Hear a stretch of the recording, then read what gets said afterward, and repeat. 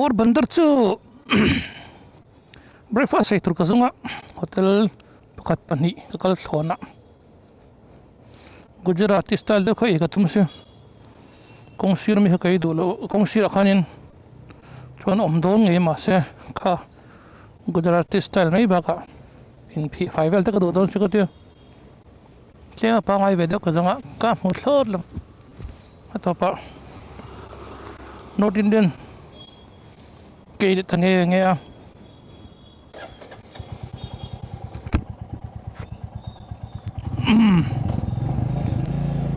cái lòng ô có đấy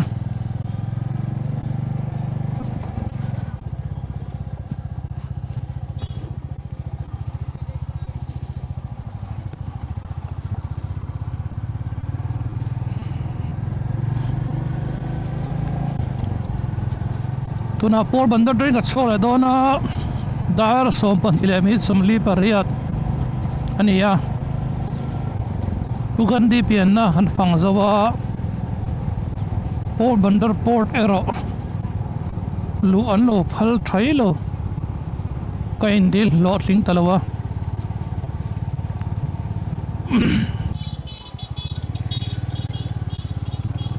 min lo phone le office train Tlan ve le mi lo phone kan la lo phang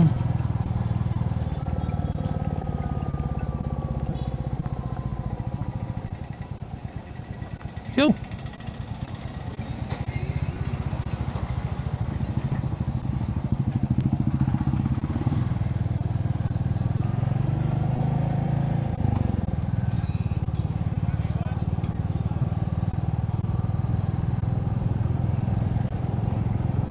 Wow, hök med om det.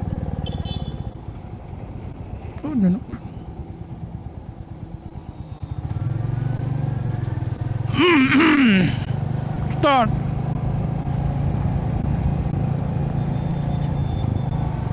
Porbandar tang hianin daka khader tlan nilea tlong tekan kalchuanin dar ni ve thlen thi turai ngai anga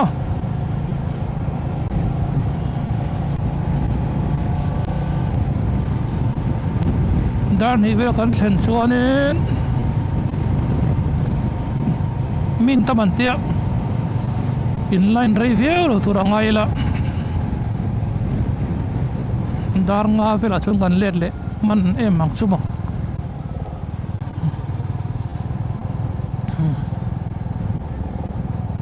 thok ho a chin nei nang ka se mai chin wa le chin eng a chin eng kan thu de bi ko ni le thu bi chong long a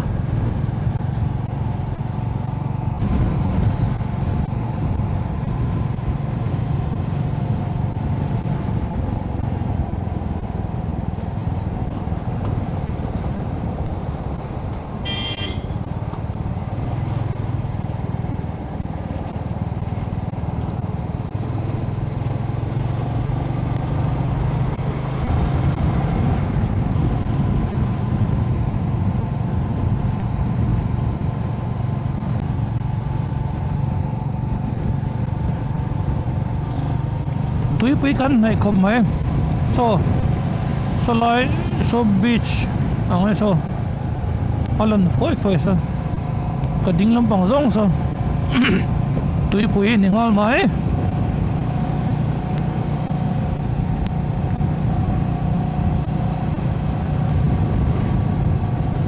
thingkung le thingkung kran tlan lu ton so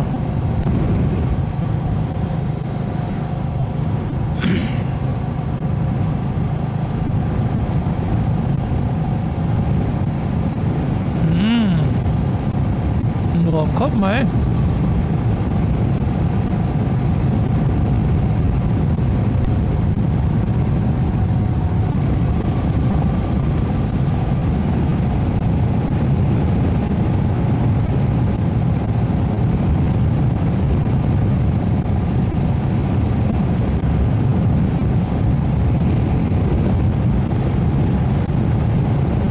Madhapur Fair Mela hante me vai chun Madhapur Mela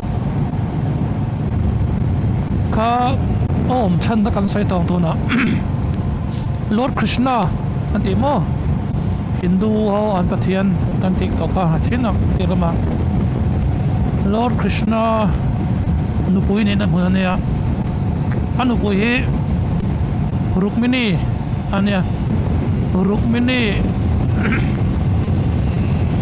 a story tak chu Rukmini kha pasal nei tir khan tuma ani Arunachal Pradesh nula ni chuma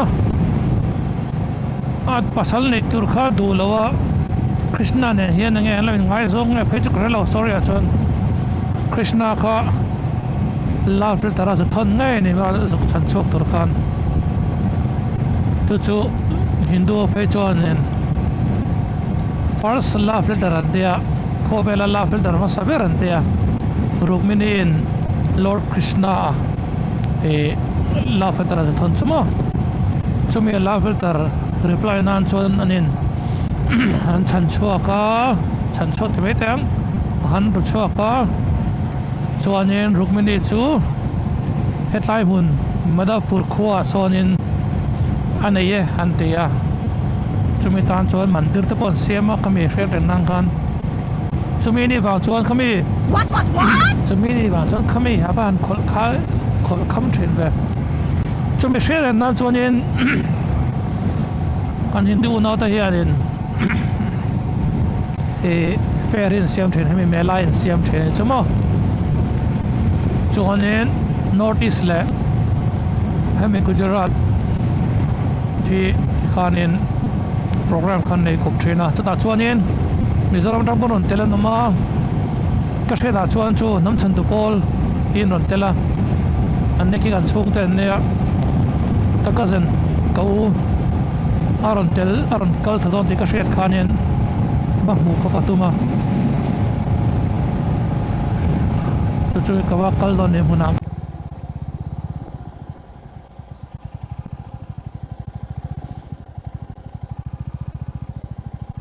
Honge Suslan no chun ni he tlami he windmill he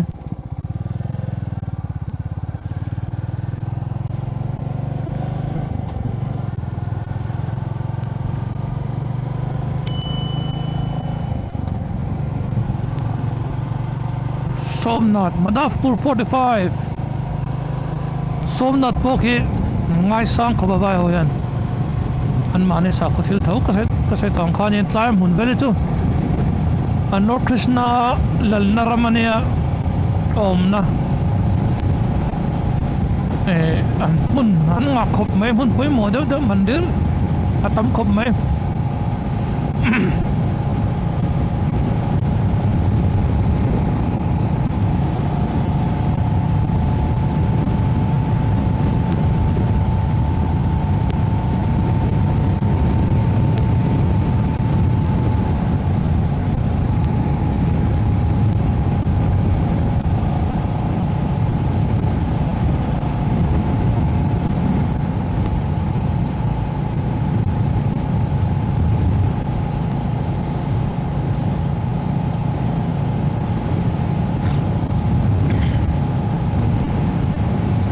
an windmill ho chuan off vek ani he electric a siam zo a siam nem lo to kan off thei ang an ti ve ali kari soi ve gare ha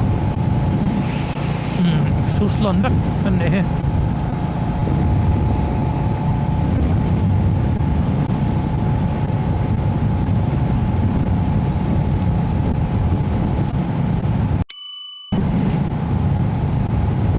pinge signboard lo lang zeu ka to kan sakei te omon ti me ka du me lo ne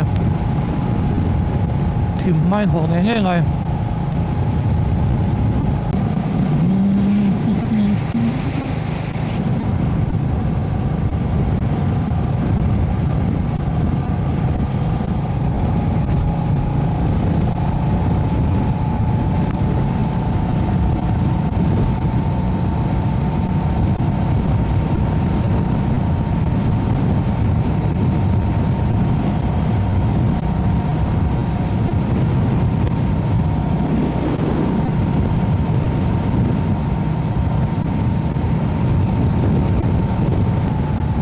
Dew 192 Daman and Dew có thể trên không biết Dew ka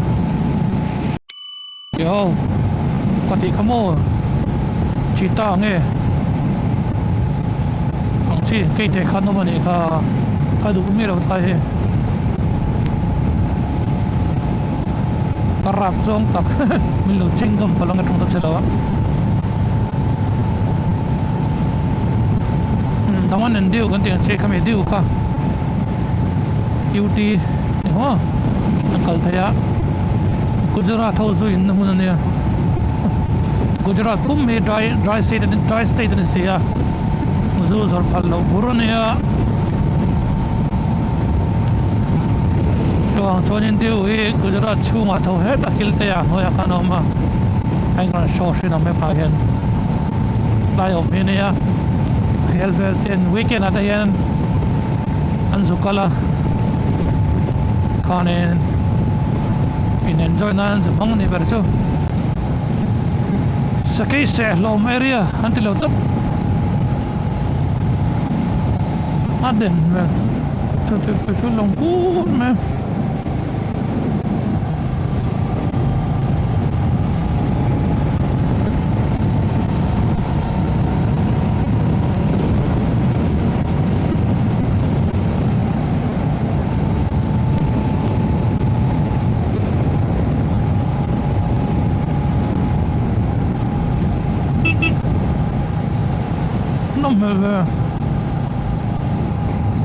nó có soi đó mà có là bằng đinh đó nên làm chọn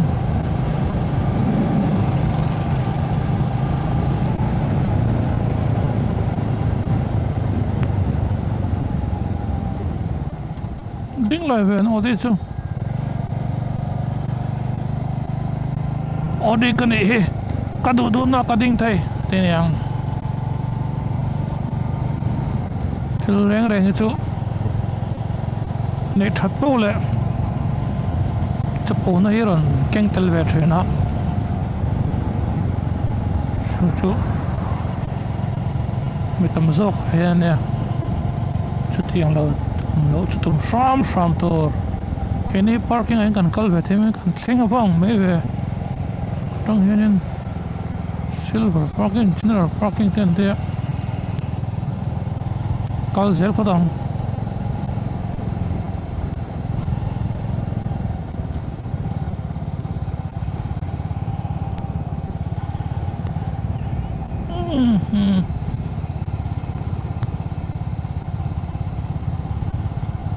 general parking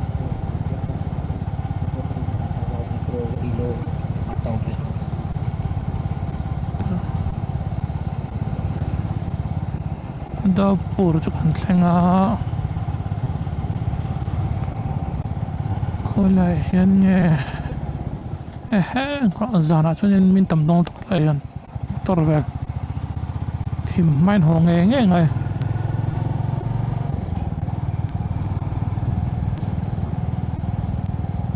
ai barricade ben sit na tang shriat mai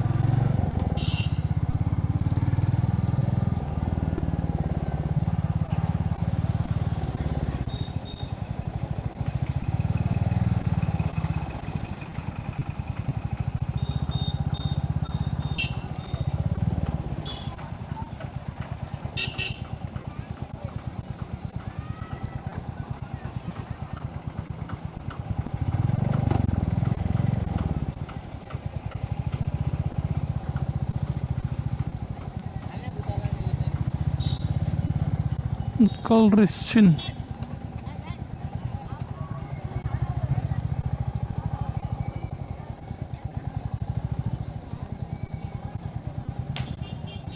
Rengaro sono bangasong eso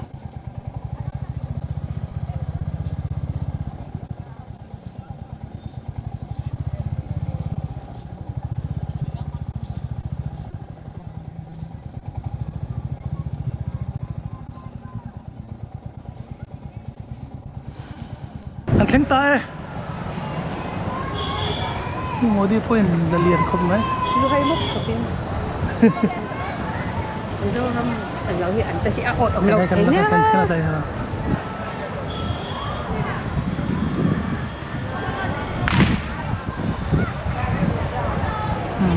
Misora anda andu dulu dah veni mau vai putar lam lai deso ma Google tamo ah bisa setiap siap kok kan sangat lâu kan tiang hey mezopa le azong tele man ne ke aro ni lo welcome wow morning good afternoon good afternoon eh aron polian eh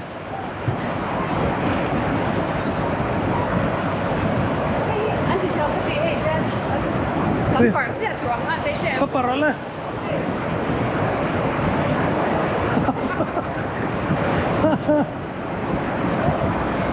kau tay fa dina kalkwal nek zem India ram station sha dina kalkwal nem bone lain khargat to asul masa oi te ram pathing mo ve ya kau masih berah shalom masa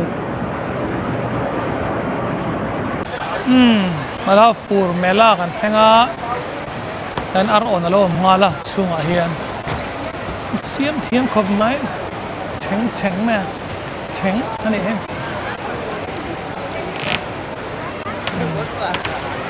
ken an long lam chu thring ve le mai hai chu a ngoro an thal thela bang la ba hian notice tampang zo store masabera hianin nam chan tu pol namai to ma min ngak so an dor mek ne so ain thal the mo mal som kluangi ama mingin an dan ne dor ko hi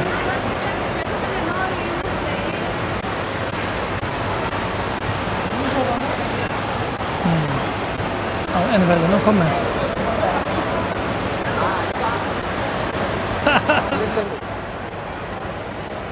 अच्छा आप इधर आ गए ले लो कुछ ले लो I am from news reporting. I am journalist and I come here for reporting your melas, your traditional clothes. Okay okay So,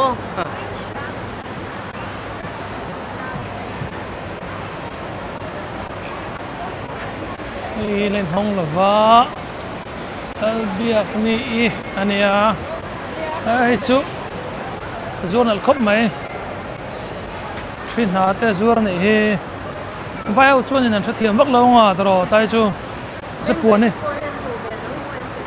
puan ni te moi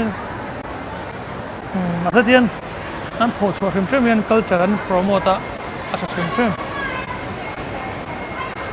nai tam pang hi ngai de endor nge zoram tho zoram mo the bamboo products zo tho an tai po hi so le bom ta so full box kan da so ni chal te em thi nge không nói gì cả. không mặc ken đi ai zaman nge Xong rồi, o pa ule ang kina kalong kaleng o ni le hi sim lo kalai don chiang to kai tama ko mo karon mal som long iso ko ne karon tlo azok male karon leng kana karon dorang seo sorry hey tampang hi bamboo products en lam ngai zorang ne thing prefer lampang ne mo thing prefer lampang te ni a lemongrass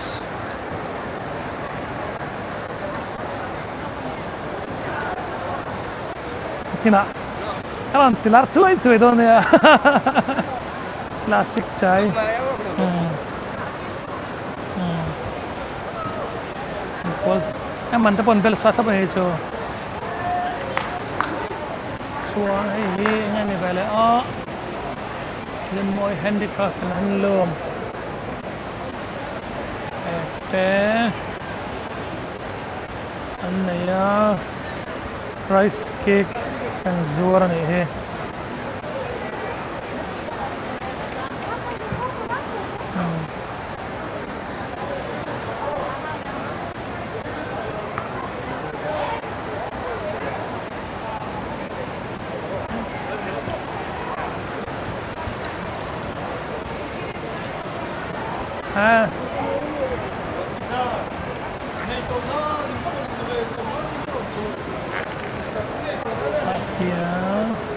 Ang papuan.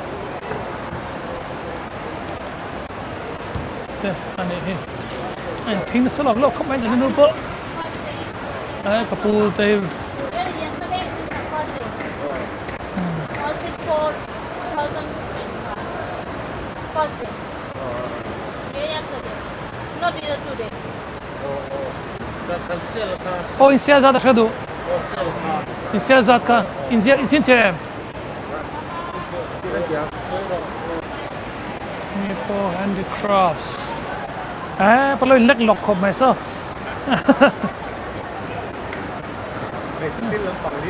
Nè ta.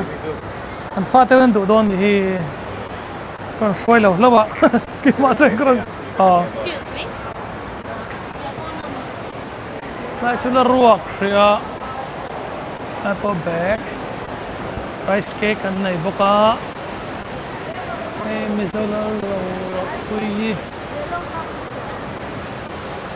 Yes. Chào thầy em.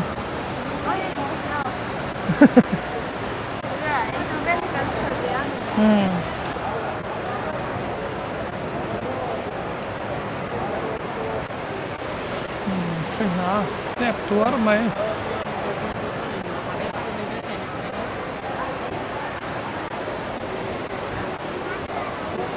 Mizoram do hau kan la ko langa ai sal thayem tin chu kitchen ni mo no pain lom do ni le crochet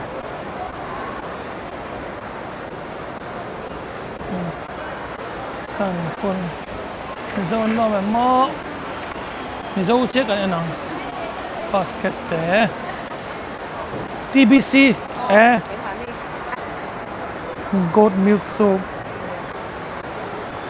khối lang in siêu tiền soup đi còn bụi hết à thì công ty là mi công bụi ăn thế mi hành em mà nó mi khá mà trong chuyện anh ấy xuân này xuân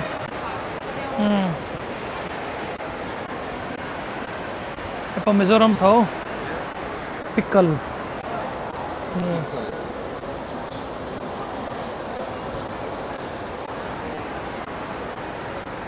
chili plate or Mizo butter chili plate. macam upang yang kan di roh. Zaman ini. Songa. Kita karon layang. Video lag lah huna karon kalayang karon layang. Cái chú hết đặc ôm, Gujarat đặc ôm mà cái chú, tại cái uin đó là ở Hong Kong à, cho nên một tổ chức cái cái lúc à, Mua thuốc quên đi. ni lo, na thokin cái nó mua tôi này yên, cùng ni vậy cho nó về tôi này chú, Cái bộ. Cái phòng quan của đi Mizo ra makan thar. Chú in tiro phải kami chuan.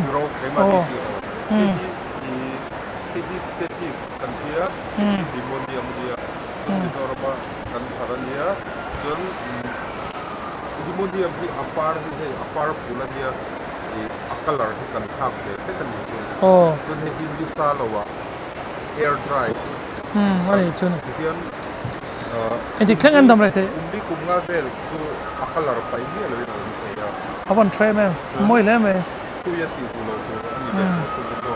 Tu ya ku lo tu Tiene zangin sorte nge. somgaman. Awan tlom si be. Ya ti lo. Tampang chun ye. Awan. Buat tap ya.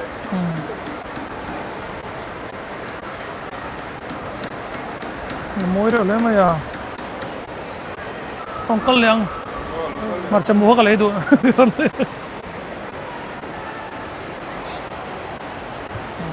parang khói môi luôn cũng mày